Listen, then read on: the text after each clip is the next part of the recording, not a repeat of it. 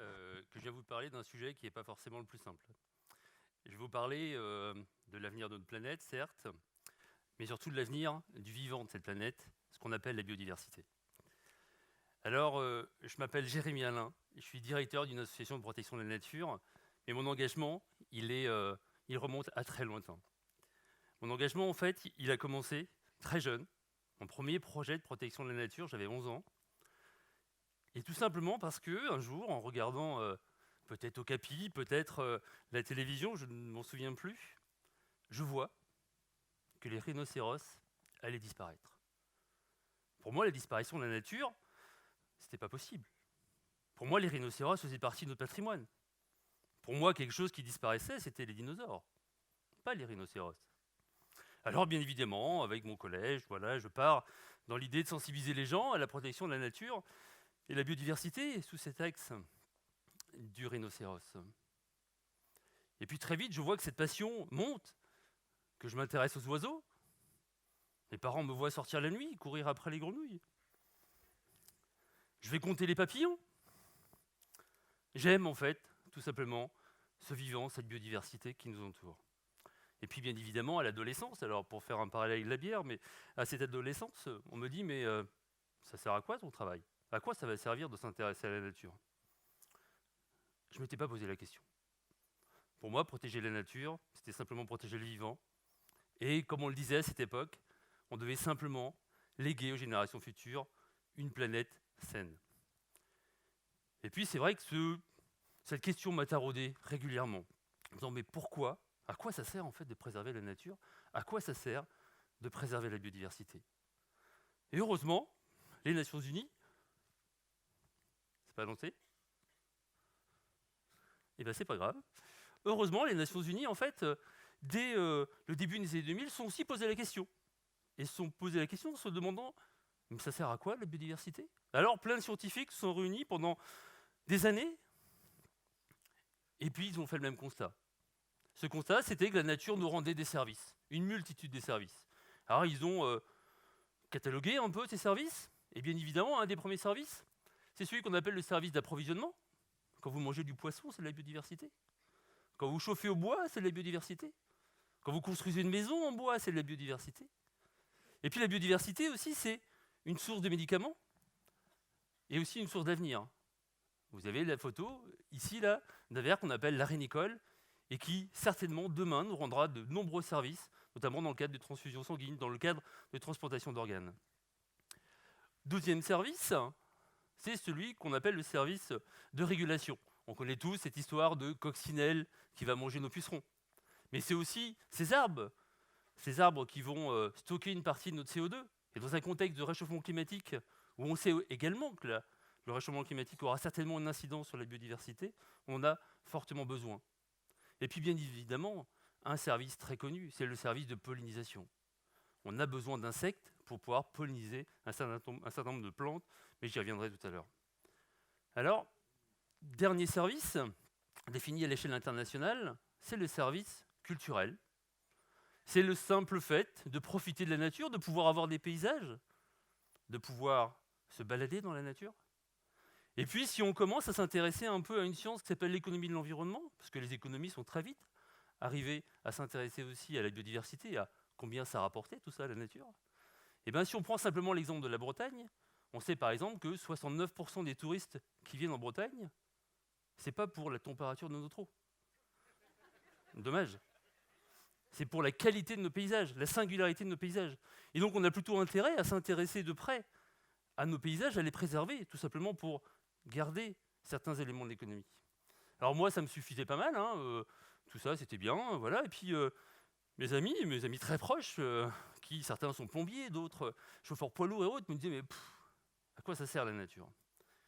Et Eureka. Eureka, au restaurant.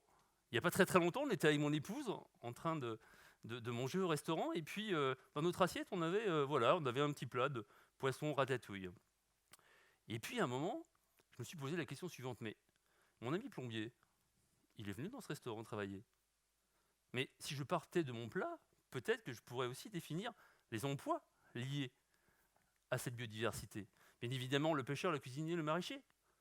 mais bien évidemment également plein d'autres, le marailleur, le serveur, le grossiste, et ainsi de suite. On a trouvé plus d'une trentaine, une trentaine d'emplois sans, sans trop chercher.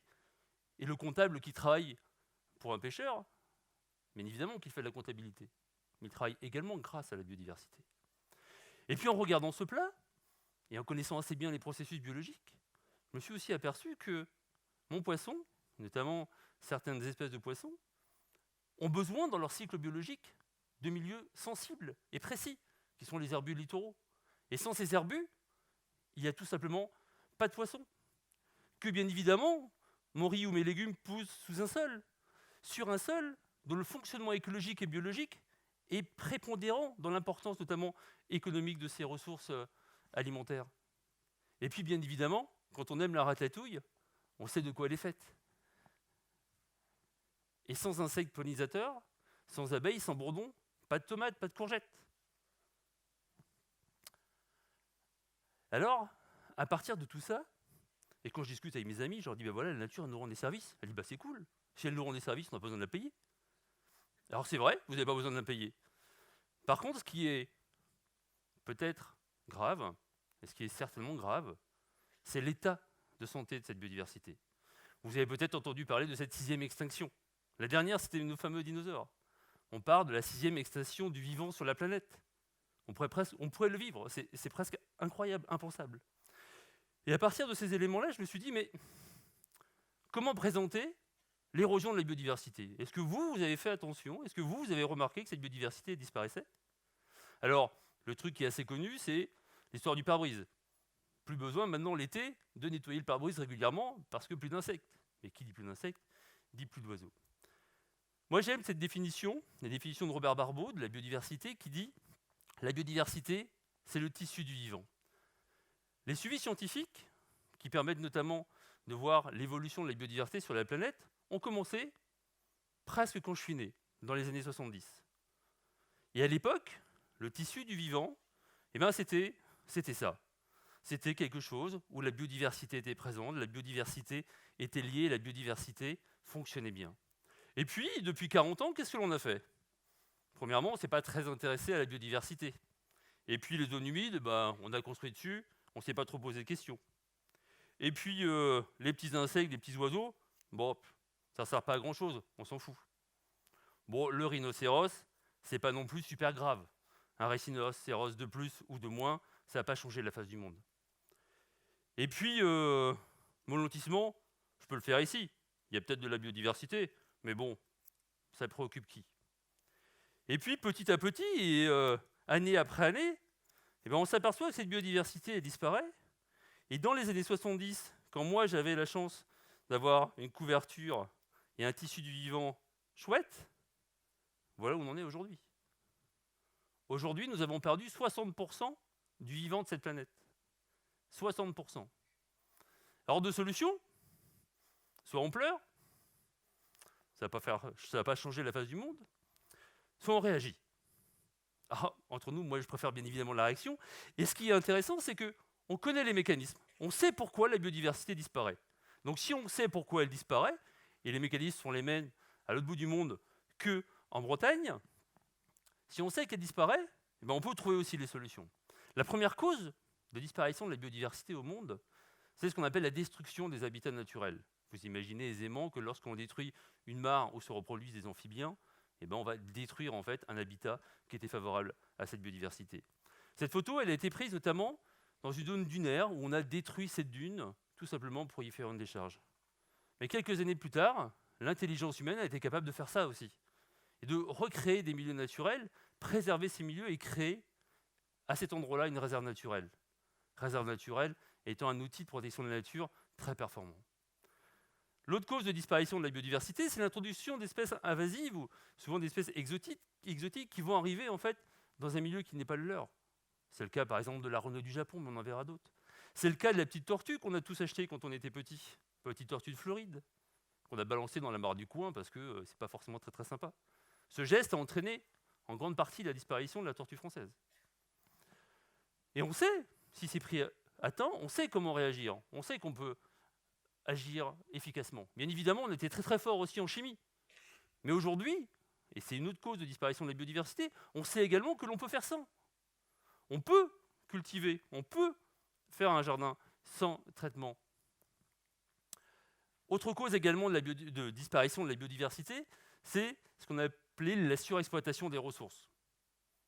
Le cas le plus connu, c'est notamment le cas ici de la morue, notamment qui a été surpêchée, et tellement pêchée qu'on est arrivé à un moment où les stocks ne pouvaient pas se refaire, et où aujourd'hui, elle n'est plus pêchable. Mais cet exemple pour la morue, il l'est aussi pour plein d'autres. Par contre, on a ici, en baie de Saint-Brieuc, un exemple intéressant, c'est celui de la coquille Saint-Jacques. Elle aussi a failli disparaître. Elle aussi a failli être surexploitée. Mais les pêcheurs ont trouvé des systèmes, tout simplement, pour faire en sorte que cette biodiversité et cette ressource soient exploitées durablement. Alors, c'est pas toujours simple, c'est pas toujours évident de savoir quoi faire. Qu'est-ce que moi, je peux faire en tant que citoyen, à mon niveau? S'il y a quelque chose qu'il faut retenir, c'est que les enjeux de biodiversité, ça se joue sur le terrain. Ça se joue certainement aussi à Paris ou dans des... à Paris sur le terrain, mais je veux dire dans des grands séminaires, dans le fait de rédiger des actes ou prendre des conventions internationales et compagnie, mais ça se passe surtout essentiellement sur le terrain. Alors bien évidemment, moi citoyen, je peux agir. Je peux agir aussi bien évidemment dans mes choix de consommation. Le fait de consommer notamment de l'huile de palme, c'est une incidence directe sur la biodiversité. Alors bien évidemment, pas la biodiversité à côté de chez vous, mais celle à l'autre bout du monde. Chacun peut s'impliquer, s'investir auprès de gestionnaires d'espaces naturels, auprès d'associations, auprès de collectivités qui souhaitent mettre en place des actions de biodiversité. Et vous en avez quelques exemples. Le fait de participer à des actions de nettoyage de plages permet en fait de réduire l'impact sur la biodiversité. Vous pouvez aussi participer à des études scientifiques. Et certains même, et notamment c'est le cas de bénévoles à nous, tous les matins, pendant 4 mois, font traverser la route aux amphibiens, notamment parce qu'il y a une zone où ils peuvent se faire écraser. Alors bien évidemment que ce n'est pas durable dans le temps, mais avec ces études de 1 ou 2 ans, voire 3, ça nous permettra demain de proposer des solutions concrètes à ce que cette biodiversité elle puisse continuer à se développer, notamment sur ce secteur. Alors vous avez aussi, et j'espère pour vous, peut-être certains, un jardin. Et on peut aussi agir directement dans son jardin. L'ensemble des jardins des Français représente environ la surface, 5 fois plus en fait, la surface des réserves naturelles de France, soit plus d'1 million d'hectares. Donc, mis bout à bout, vous pouvez aussi faire de votre jardin des havres de paix de la biodiversité. En créant des mares, en ayant une gestion différenciée, en installant des plantes favorables à cette biodiversité. Vous pouvez aussi, bien évidemment, et sans souci, accueillir les hirondelles sur votre mur. Elles en ont vraiment besoin. La biodiversité, c'est aussi, bien évidemment, la responsabilité des collectivités. Vous pouvez être tous des ambassadeurs de la biodiversité auprès de vos élus. La collectivité, elle peut bien évidemment mettre en place des actions sur ces espaces verts, c'est simple. Des actions qu'il faut faire valider souvent, parce que voilà, je trouve parfois que l'on met en place plutôt des actions qui sont plutôt du greenwashing que des vraies actions de sensibilisation, des vraies actions de gestion de la biodiversité. Parce que si vous laissez notamment la flore s'exprimer, c'est très bien. Mais si vous y passez un coup de gyroboyage, vous comprendrez très vite que vous allez bien évidemment broyer la végétation, mais aussi toute la biodiversité qui est associée. Donc c'est pas simple, mais les solutions existent. Et puis les collectivités peuvent aussi agir efficacement contre les espèces invasives. Alors ça, l'exemple est très bon, l'herbe de la pampa. L'herbe de la pampa, on peut lutter contre cette herbe, mais contre plein d'autres espèces invasives également. Il y a un rapport que j'ai beaucoup aimé qui est celui-ci. C'est aussi une cause de disparition de la biodiversité. Le titre, c'est « Les aides publiques dommageables à la biodiversité ». Bien évidemment que lorsque l'on prévoit des aménagements sans prendre en compte les enjeux de biodiversité, les aides qui ont financé les routes, par exemple, ont un impact sur cette biodiversité. On peut faire aussi de l'éducation à l'environnement, c'est important, avec un bémol. Un bémol simple. Souvent, et trop souvent, j'ai entendu dire « Oui, on va mettre en place des actions de sensibilisation des enfants, comme ça, demain, eux régleront les problèmes de biodiversité. » Non! Les problèmes de biodiversité, c'est aujourd'hui. C'est maintenant. De quel droit nous devrons laisser à nos enfants, en fait, cet héritage? Aucun droit.